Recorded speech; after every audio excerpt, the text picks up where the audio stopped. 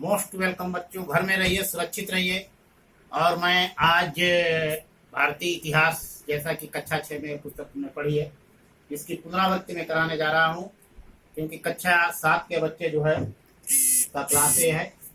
और इससे पहले भारतीय इतिहास को पढ़ाने, कक्षा 7 के बच्चों को पढ़ाने से पूर्व मैं कक्षा 6 की इस पुस्तक की पुनरावृत्ति कराने जा रहा हूँ।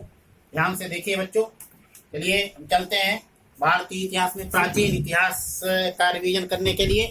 और यहाँ पर जो है सबसे पहले प्रारंभ करते हैं पाषाण काल, जिसका समय लगभग 2 करोड़ वर्ष पूर्व माना जाता है। और इसको 3 भागों में विभाग किया गया है: पुरा पाषाण काल, मध्य पाषाण काल, नव पाषाण काल।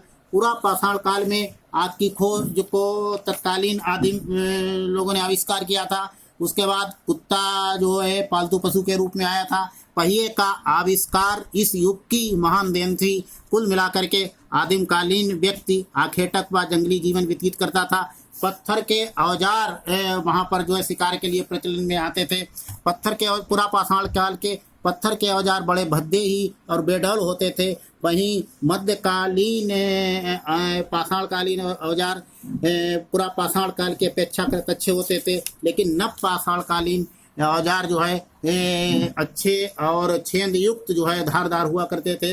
इसके बाद हम आगे बढ़ते हैं बच्चों जो है सिंधु घाटी सभ्यता की ओर। सिंधु घाटी सभ्यता को हड़प्पा सभ्यता के नाम से भी जाना जाता है। इसका काल चक्र है 2500 ईसा पूर्व से लेकर के 1500 ईसा पूर्व तक।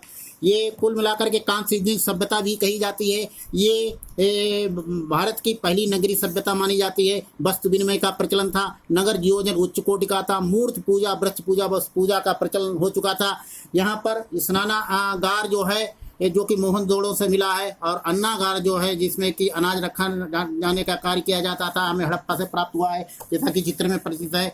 यहाँ पर ये हड़प्पा में जो है ये गोदाम दिखाई गई है। वहीं ये स्नानागार जो है दिखाया गया है। मोहनजोदड़ो का सीढ़ियाँ जो है जल में उतरते हुए बीच में, जैसा कि तुमने कक्षा 6 में पढ़ा है। इसके बाद हम आगे चलते हैं। कुल मिलाकर के सिंधु घाटी की सभ्यता उच्च कोटि का जीवन स्तर रखती थी। विदेश व्यापार प्रचलन में होता था। शांति व सुव्यवस्था की दौड़ से सिंधु घाटी सभ्यता माना जाता था। कोई ये सिंधु घाटी की सभ्यता बहुत ही उच्च कोटि की सभ्यता थी। लेकिन कारण कुछ भी रहा वो, जो कि इसका अध्ययन हम जो है उत्खनन से प्राप्त वस्तुओं के आधार पर करते हैं, जो कि वर्तमान में नष्ट हो चुकी है। कारण चाहे बाढ़ रहा हो, आग रहा, युद्ध से इसका समाप्तिकरण हुआ हो। अब आगे हम बढ़ते हैं वैदिक काल। वैदिक काल जो है 2 भागों में बांटा गया: ऋग वैदिक काल और उत्तर वैदिक काल। ये आर्य सभ्यता के नाम से भी जाता है। आर्य चाहे भारत के कुछ इतिहासकार आर्यों को भारत का मूल निवासी मानते हैं, जबकि कुछ मध्य एशिया से भी मानते हैं। इतिहासकारों के बीच मतभेद है। वहीं ये सभ्यता ये ग्रामीण सभ्यता मानी जाती है। कृषि कार्य व पशुपालन यहाँ पर प्रचलन में आ चुका था। वेद उपनिषदों की रचना की गई। वर्ण व्यवस्था ब्राह्मण, क्षत्रिय, वैश्य व शूद्र ये जाति प्रथा प्रचलन में आ चुकी थी। आश्रम व्यवस्था, ब्रह्मचर्य, गृहस्थ, वानप्रस्थ व संन्यास आश्रम प्रचलन में था। रामायण की रचना, रामायण व महाभारत की रचना काल का इसी काल में हुई थी। रामायण को महर्षि वाल्मीकि के संस्कृत में, जबकि महाभारत, जैसा कि तुम इस समय एपिसोड देख रहे हो, की रचना वेद व्यास ने की थी। यहाँ वैदिक कालीन समाज जन, विश्व, ग्राम व कुल में विभक्त था। सभा व समिति नामक 2 समितियां मिलकर के जो है शासन पद्धति चलाती थी। पूजा पद्धति प्रचलन में थे। सभा और समिति राजा और राजन्य की देखरेख में हुआ करती थी। यहाँ पर जैसा कि चित्र में दिखाया गया है कि ये जो है एक व्यक्ति राजा को बलि के रूप में जो है ये युद्ध में प्राप्त सामग्री को ग्रहण कराता है। और सभा में जो है यहाँ पर एक व्यक्ति बैठे हुए हैं। यहाँ पर उच्च स्थान पे राजा और राजन्य बैठा करते थे, और यहाँ पर बैठ करके समस्त जनता के सामने विचार विमर्श करके निर्णय लिया करते थे। और इसी काल में गुरुकुल शिक्षा प्रणाली भी शुरू हो गई थी। नगरों से दूर बैठकर एक सुनियोजित स्थान पर आश्रमों में बैठ करके शिक्षा प्रणाली देते थे। जैसा कि वेदों की रचना भी श्रुति के आधार पर श्रुति के आधार पर की थी। इसके बाद हम बढ़ते हैं आगे। धार्मिक आंदोलन 6वीं शताब्दी ईसा पूर्व। इसके इसने धार्मिक आंदोलन के दो मुख्य व्यक्ति महावीर स्वामी व गौतम बुद्ध जो कि महामानव थे उस काल के, जहां महावीर स्वामी ने त्रिरत्न व महाव्रत के माध्यम से जनता को अपने विचार प्रदान किए, वहीं गौतम बुद्ध जी ने चार आर्य सत्य व अष्टांगिक मार्ग के माध्यम से जो है जनता को उपदेश दिया। केवल मोक्ष, शांति व ज्ञान, मध्यम मार्ग व नैतिकता पर बल देते हुए महावीर स्वामी गौतम बुद्ध ने उस समय वैदिक काल में जब यज्ञों का बोला बहुत ही मतलब खर्चीले हो चुके थे, उन्होंने एक नई वागडोर जनता को दी। ये धार्मिक आंदोलन कुल मिलाकर विलासिता से दूर थे। अब हम चलते हैं महाजनपद काल। महाजनपद काल में 16 महाजनपद थे, जिसमें 14 महाजनपदों में राजतंत्र था, जबकि शेष दो जो है में राज्यों में गणतंत्र था, जिनके बज्जीवा मल के नाम से जाना जाता है। जैसा कि ये चित्र में प्रदर्शित किया गया है, यहाँ पर जो है 4 महाजनपदों को दिखाया गया, कौशल, अवंती, बस, मगध और भी दिखाए गए हैं।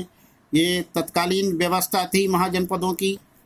महाजनपद काल में कुल मिलाकर के जन से जनपद और जनपद से मिलकर के महाजनपद बने हुए थे। साम्राज्यवादी नीति प्रचलन में आ चुकी थी। विशाल सेना का रखरखाव, गुप्त मत प्रणाली यानी मतदान गुप्त रूप से रखा जाता था।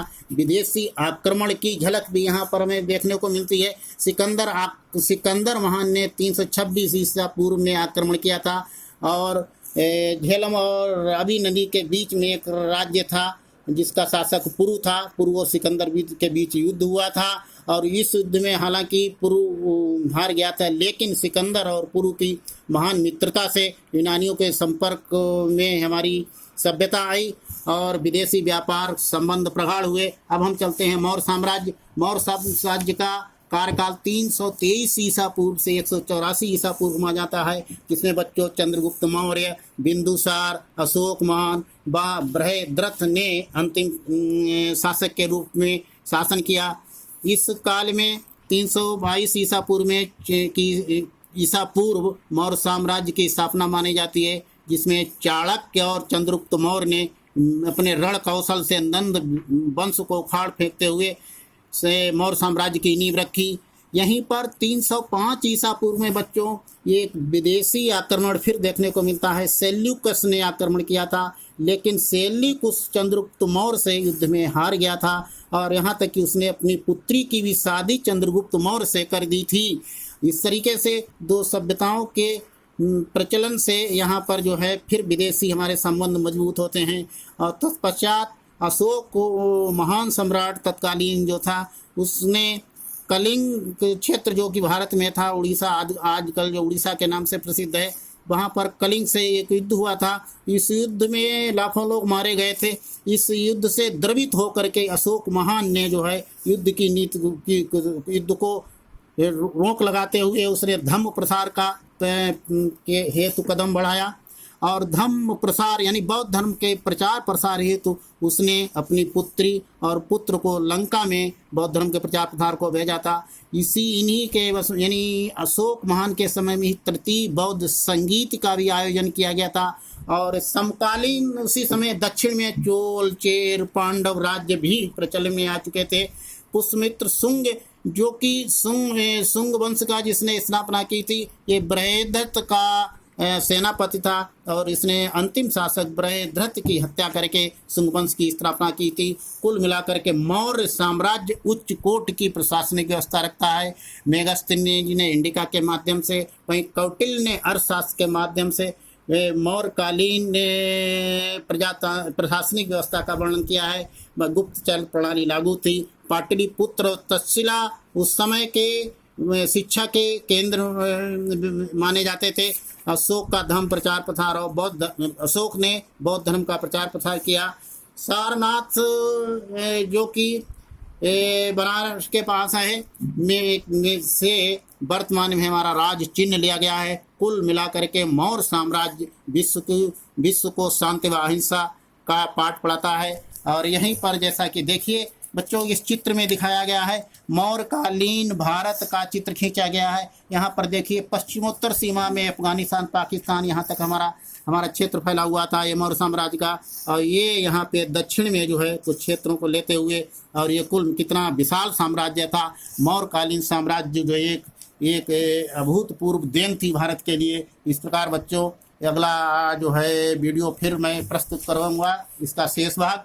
बहुत बहुत धन्यवाद। इसी के साथ मैं बच्चों जो है ये कुछ प्रश्न डालूंगा, ग्रुप पर डाल दूंगा, और उनका उत्तर जो है आप लोग जो है ग्रुप पर ही देने का कष्ट करें। बच्चों बहुत बहुत धन्यवाद, बहुत बहुत धन्यवाद। Thank you very much.